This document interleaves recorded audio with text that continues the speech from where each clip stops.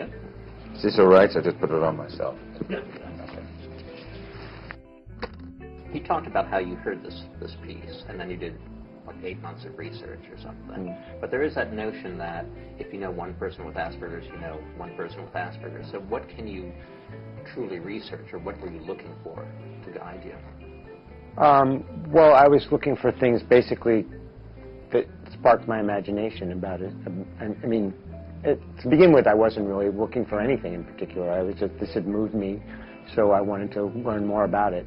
So pretty much everything was kind of interesting to me about it. And there are certainly, as you said, people within Asperger's vary wildly, but on the other hand, you know, in talking about a spectrum, there are groups of people on that spectrum.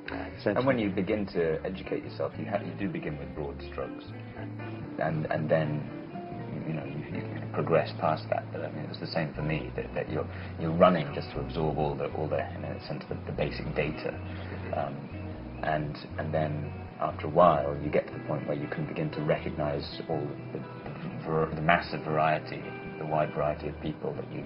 I think the thing that hooked me sort of was that when somebody basically said that people who are diagnosed with Asperger's, one of the things that sets them apart from certain more profound autism is that they are aware, in the same way that neurotypicals are, of their need for connection with other people, and yet don't have some of the conventions and skills that make that easier, for neurotypicals. But so I think that was the thing that sort of caught my eye that made me think, oh well, that's a universal dilemma writ large, which is sort of what you look for as a writer, I think. Now you're classifying yourself as neurotypical. I am. You are. But at the beginning of the Q&A last night, I felt like there was this little cryptic hint that you were alluding to some social awkwardness of your own.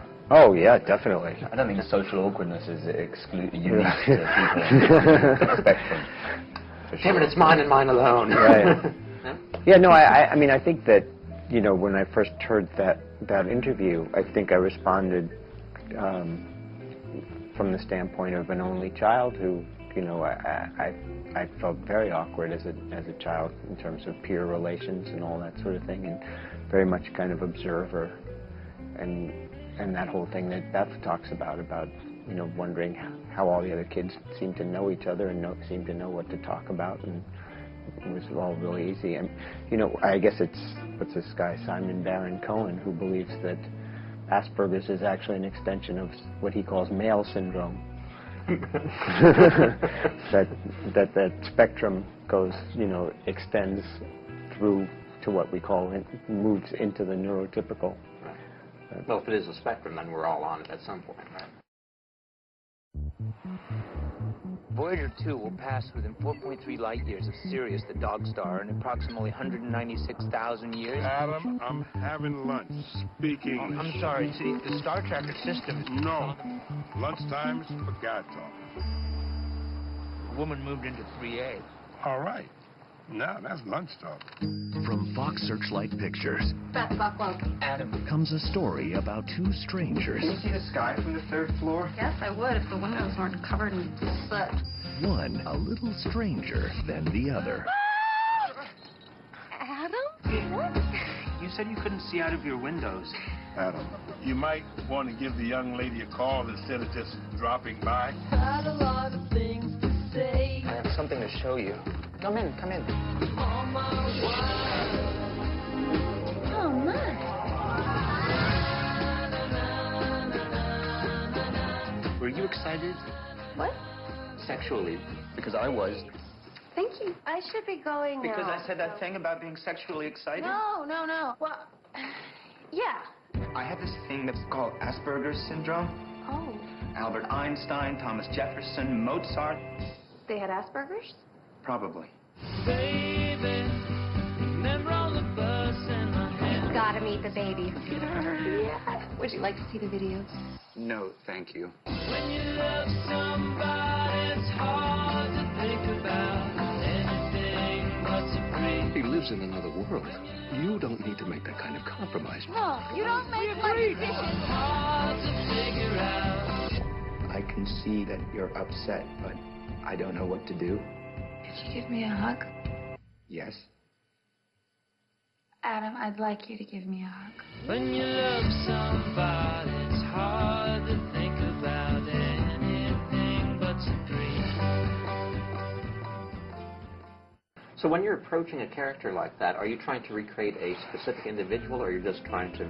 You're looking to work towards having a specific character, specific person, and it's not as easy as to say, well, I have to figure out exactly what Max meant. I mean, he's done the groundwork, laid down this very complicated frame, and then you impose yourself on that, or at least your own imagination, and trust that you're not going to kind of undo all the good work that he's done, and just become generic. So you know, like any good piece of writing, it was full of information, full of pointers, but also left room to explore for myself, you know, and a characteristic of Max is that there's no pride of ownership. I mean, there's an appropriate pride of ownership,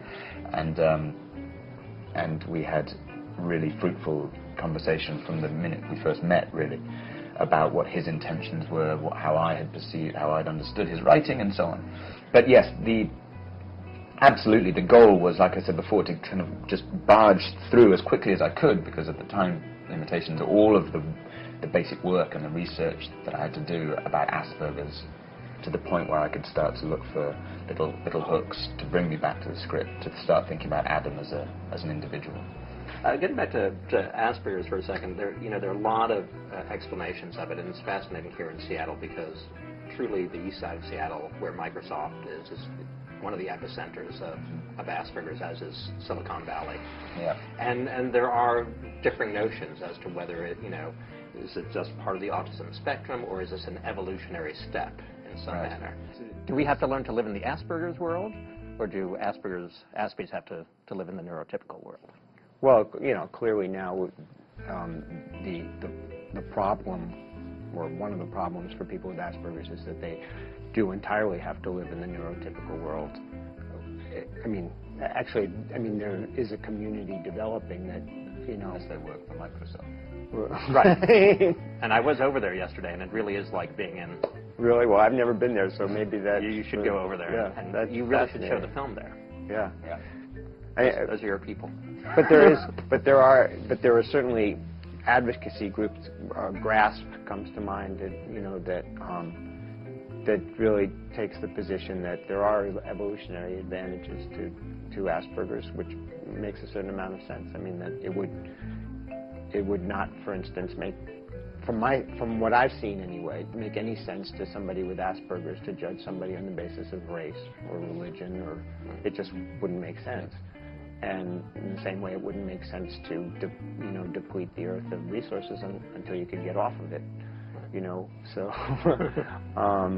so they have a point. I mean, in terms of that. Well, let's subtract the science for a second and forget about the classifications. And just, one of the marks of Asperger's is this lack of a filter, the ability to filter things through any sort of social prism. Do we need more of that in this world? Forget Asperger's. Do we need less filtering? Good question. I mean, my instinctive response is yes, of course. On the other hand... except when reviewing films. Except when reviewing films or discussing, people's attire, or, or people's weight, or any of that stuff, I think that some of the conventions we've come up with work pretty well. Mm-hmm. Part of that filtering is down to pausing and thinking, how is what I say going to impact upon the person I'm saying it to, and what might they like to hear, what is going to put them at ease, and so on. These are thoughts and